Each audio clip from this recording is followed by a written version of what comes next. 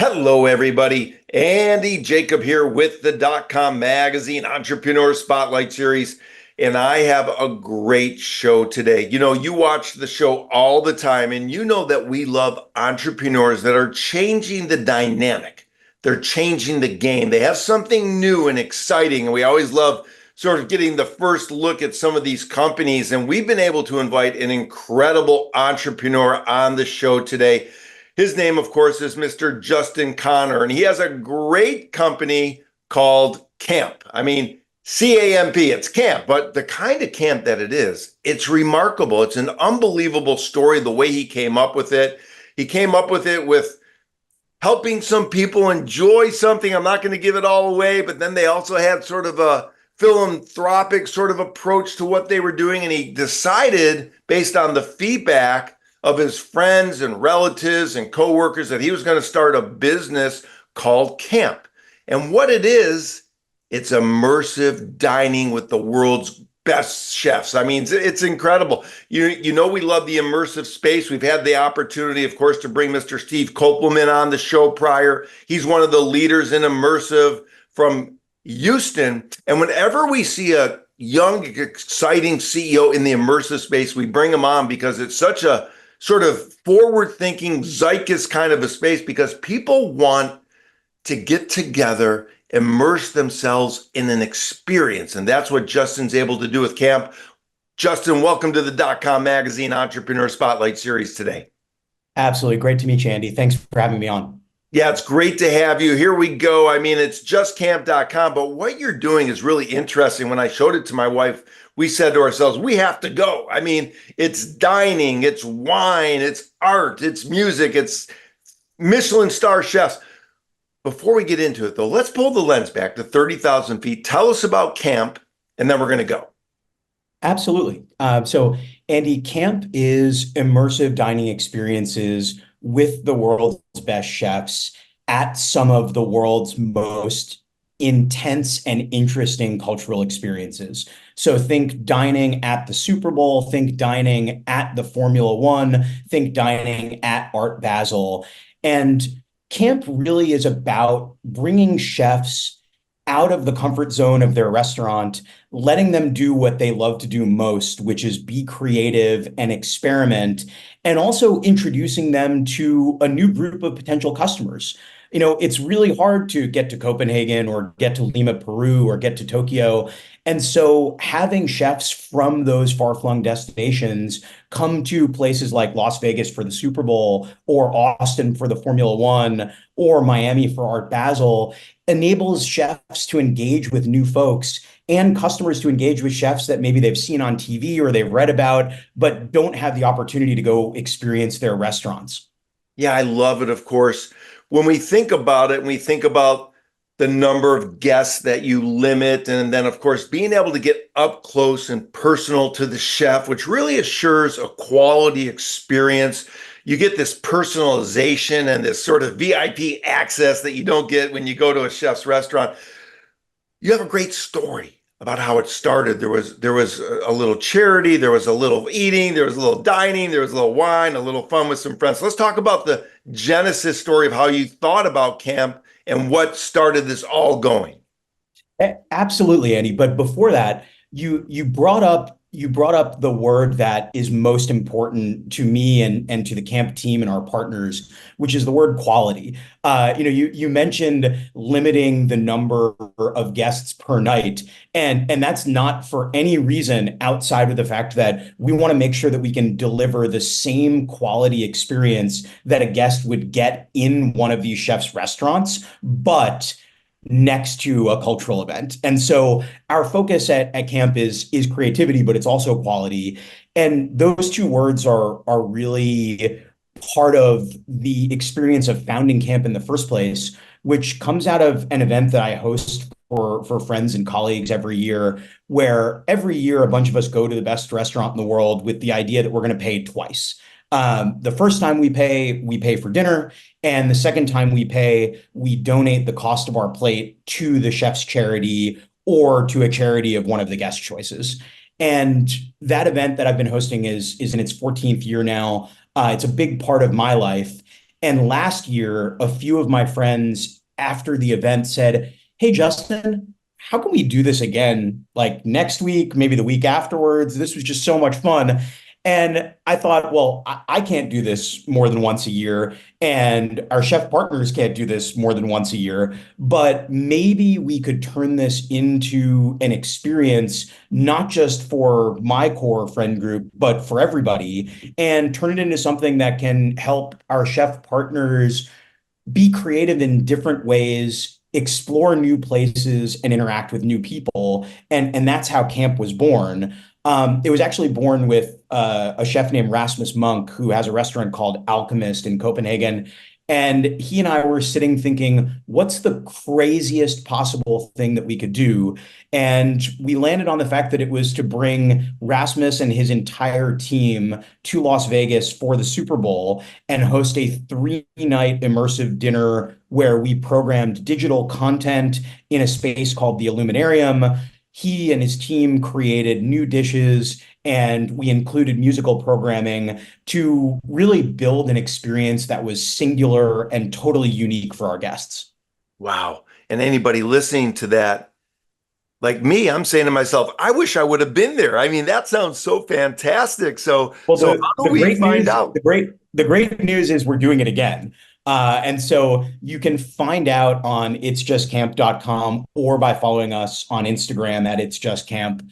But we're programming a few dinners a year right now because they are super complicated. As I mentioned earlier, the focus on quality means that we're not just flying a chef out to shake hands. We're really thinking about how to recreate the restaurant experience that you'd get in Lima or Tokyo or Copenhagen around one of these events that you may already be going to. So feel free to follow us on Instagram or on the web, and you can learn more about our next experiences that are coming up.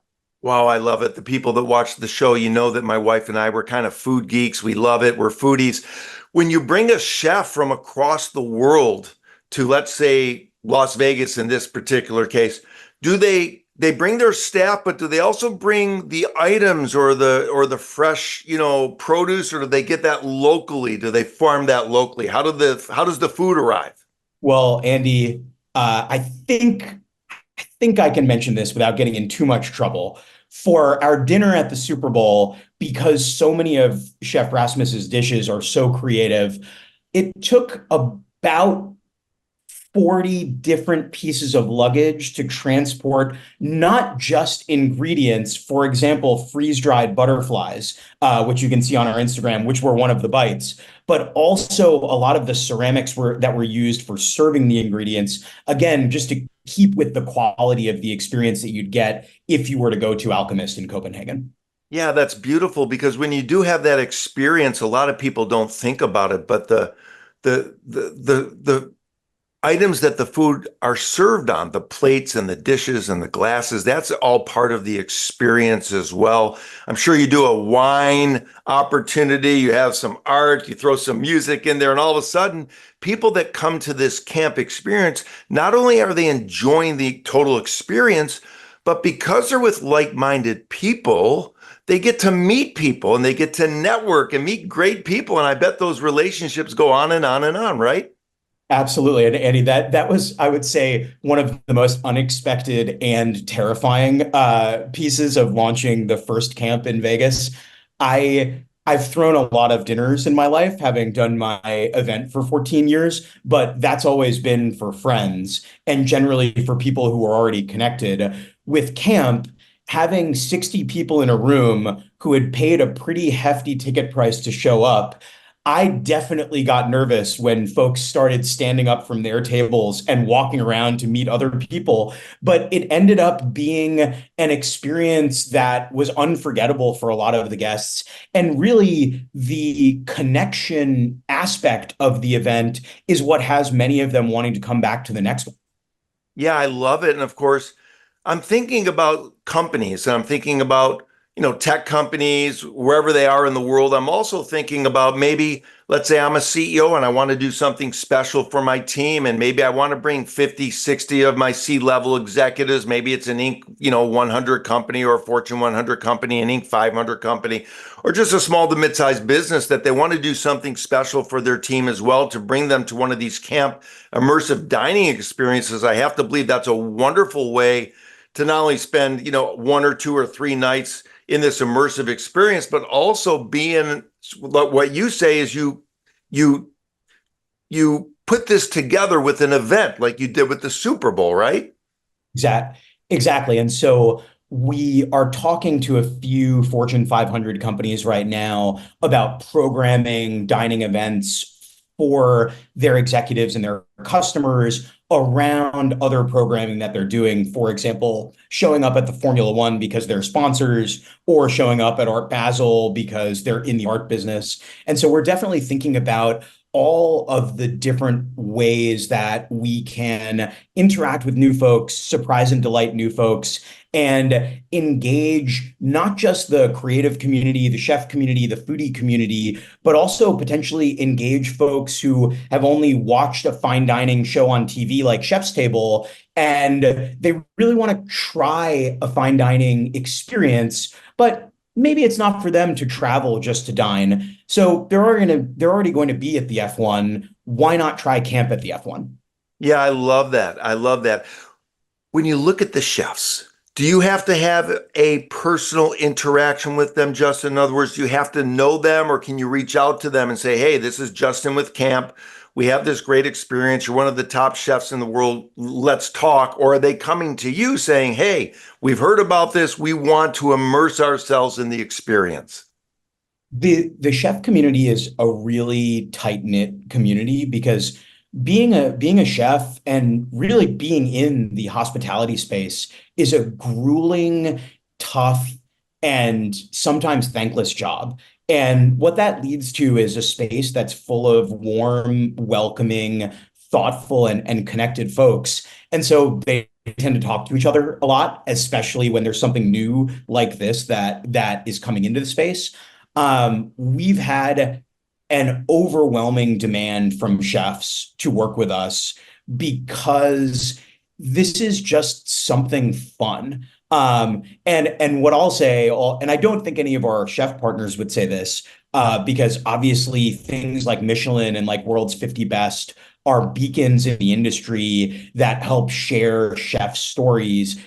Television shows like Chef's Table are the ability to connect with chefs in a new and different way, and a way that has never scaled previously. But I think one of the things that chefs like the most about camp is the fact that we don't have press, we don't have inspectors, we don't have rules. It's really about unleashing a level of creativity that may not be applicable in other scenarios, because in other scenarios there could be a Yelp review or a Michelin inspector or somebody who has an unexpected experience based on what they were thinking about. Camp is meant to be unexpected. In fact, on our first ticket for the Las Vegas event, we actually put a disclaimer that said, warning, you may not like this, because we wanted to make it clear to customers that they weren't getting the experience they could read about on the internet about Alchemist. They were getting something totally different and totally unique. Yeah, I love that. That's so cool. For example, if you go to Dominic Crenn in San Francisco, a Michelin 3-star, you know what you're going to get. But in this case, you allow the chefs to play and experiment. And I bet for chefs who go in every day, they love the experimentation opportunity. Is that right? Well, and Andy, I'd actually frame it a different way. I would say that great chefs are always experimenting, and I mean constantly, right? Hundreds of times a day are experimenting with flavors and textures and ingredients. The the thing that comes through in camp is more of a potential A/B test. So maybe there's an experiment that's been kicking around for a couple of months and gone through 50 iterations, and it's not ready for the restaurant yet, but it could be ready for a camp. And that means that camp diners get this unique experience to preview creativity before it's unleashed on the rest of the world. Yeah, I love it. We mentioned the art and music piece that you had in Las Vegas. Is this something that you're going to continue on with the camp experience? Absolutely. So Las Vegas was specially created for Chef Rasmus. If you haven't heard of Alchemist, you should check it out. It's one of the coolest restaurants in the world. There's actually a planetarium in Chef Rasmus's restaurant so that there's digital programming that pairs with the food. So for us, it was really important to incorporate that digital art in the original camp experience and pair that with live classical music that really created a flow to the dinner that made it special and unique. For other chefs, we're actually thinking about integrating other art forms, for example, DJ music, comedy, rock music, so that each chef gets to create his or her own unique experience for the guests. Wow, that's super cool. I love that idea, to go and listen to some rock and roll or, some Led Zeppelin or some Doobie Brothers or something like that, because I'm old. I remember those bands. And then eat a Michelin star experience because the chef loves rock and roll too. That also brings me sort of a connection, if you will, to the chef, right? It's a little different than a white tablecloth restaurant where you get nervous about accidentally dropping your fork off the table. The experience of camp is, as you said, Andy, about creating another layer of connection with the chef. Obviously, a chef's restaurant is potentially the deepest and most thorough expression of a chef's vision because it belongs to the chef, right? It's created by the chef. That doesn't mean that it's the only way to experience that chef's creativity. And so we're just trying to give a different and new creative outlet. Yeah, I love what you're doing because when you go to a restaurant and then you go to a Michelin type restaurant, people focus in on the food. But when you open up your eyes and you look around, it's about the experience. I mean, the way they press the tablecloths, the drapes, the way in which their uniforms are, the way in which they serve, the way in which they handle the customer and the food and the experience. And you've been able to take this and move this around the world for events. Let's talk about that, Justin. What events do you sort of have your eye on? What would be a real great event for you to have one of these camps? Absolutely. So our first three events that we're thinking about collaborating with are obviously the Super Bowl, Formula One events, and Art Basel. But really, we're thinking about any space that is globally culturally relevant that convenes great people, whether that be a large festival, a large charitable event, or a large sporting event. And we're definitely in conversation with about 10 different organizations about bringing camp to their events over the next year. Wow, I love that. And you mentioned charitable. It just got me thinking. There's a lot of great charities out there for the people that watch the show. They know we're involved in a great one called the Friendship Circle. But I could imagine also what a great way to have a charitable gathering through your camp opportunity. I'm not sure if we're moving in that direction, but let's talk about Yeah. that. Yeah, we're definitely thinking about specifically how do we support our partner chefs charities. So many of our partner chefs have their own passions and their own organizations that they support. And so we're definitely making ourselves available and and highlighting those organizations to our customers. As we think about scaling our philanthropic efforts, I think for the time being, it's always going to be about our partner chefs because they are the ones who are expressing themselves in a new way, creating connection with customers in a new way. And we want to double down on them by not just supporting them and their teams, but also supporting the organizations that they care about. Yeah, I love that. What was it about food that you love? Do you have a passion for food, or is your passion more toward entrepreneurship, or maybe both, and you brought them both together?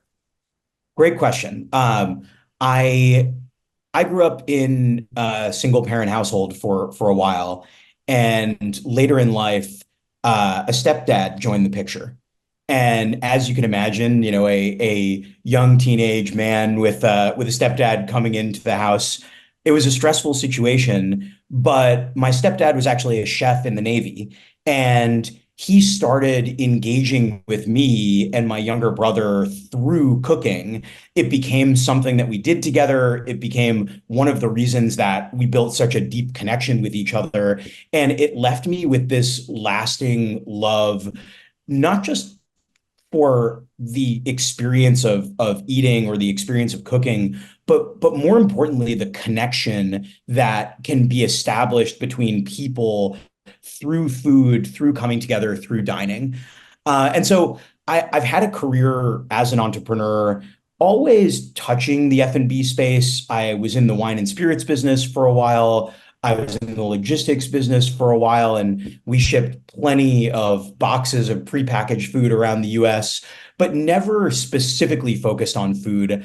And it was really people who I had built a connection through food with. It was my friends who said, Justin, we see you the most happy, we see you the most fulfilled when you're organizing people around culinary experiences. Why don't you do it for a living?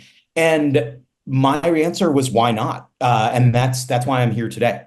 I love it. Why not? Porque no, pourquoi pas? It's a great two words to live your life. And especially, of course, for entrepreneurs to insert that into their world. For example, nothing is impossible. I mean, we just go for it. Somebody said to you, hey, Justin, this would be a great idea. Then a number of people said it. Then your friends and mentors said it. And you said, yeah, why not? I love that story. Let's talk about entrepreneurship because you're a great entrepreneur. You started this camp. I mean, people are already talking about it. People that have the Las Vegas experience are loving it. The chefs are now coming out of the woodwork because they have a great sort of system of talking about new and exciting things. Everybody wants in. For the younger entrepreneurs watching the show, Justin, that maybe are having a tough time or maybe stumbling a little bit, do you have some sort of Justin thoughts about how you can get through a tough time and keep on pushing in entrepreneurship? Sure.